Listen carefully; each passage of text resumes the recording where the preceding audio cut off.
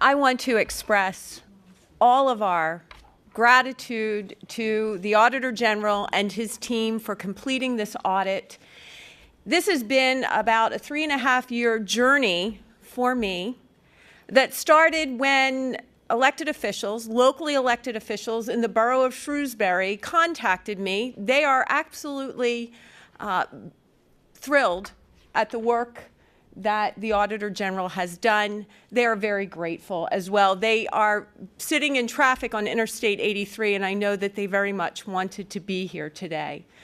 Buck Buchanan reached out to me in exasperation and said, you know, we have these municipal water wells, and we've had them for decades. And we have monitoring systems that DEP approved and have in place, and we provide everything that DEP wants. And now the Susquehanna River Basin Commission is asking us to spend $121,000 to put in a different monitoring system because they're not really happy with the data that they're getting from the DEP-approved monitoring system. And you know, we're just a little borough of 4,000 people. What are we going to do? How can we afford this? And here's the message I want to send to every person in Pennsylvania. If you have a problem, if you are a local elected official, if you are a private citizen, if you are a small business, whoever you are, please let your elected officials know what your problem is, because we don't know everything.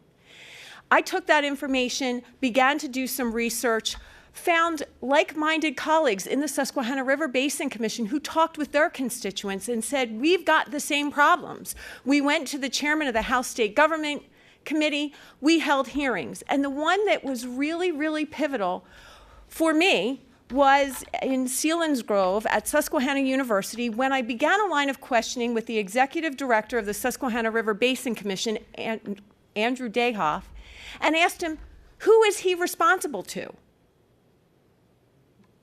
And at the end of the day, he said, they're really not responsible to anyone. Well, who ultimately has oversight over you?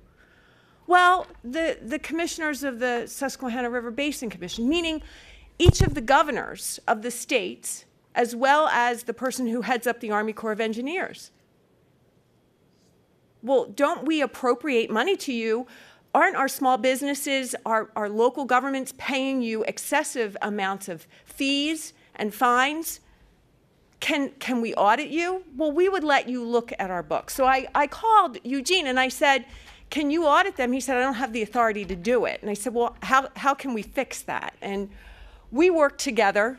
We crafted language that went into the fiscal code bill in 2017 that gave him the authority to go in and look at anything that he felt needed to be looked at.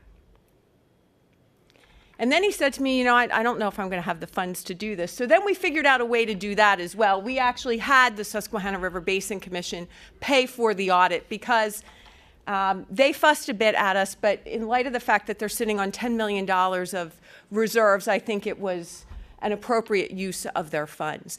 What I can tell you is that when I wrote my first editorial about this, I entitled it Government Gone Wild.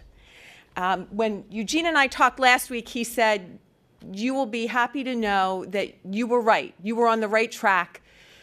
There's a problem here. I can't share a lot of details with you, but I'm glad you warned me to take blood pressure medication before I came here today. I am exceedingly unhappy that with the blatant disregard that they have shown for hardworking Pennsylvanians' money.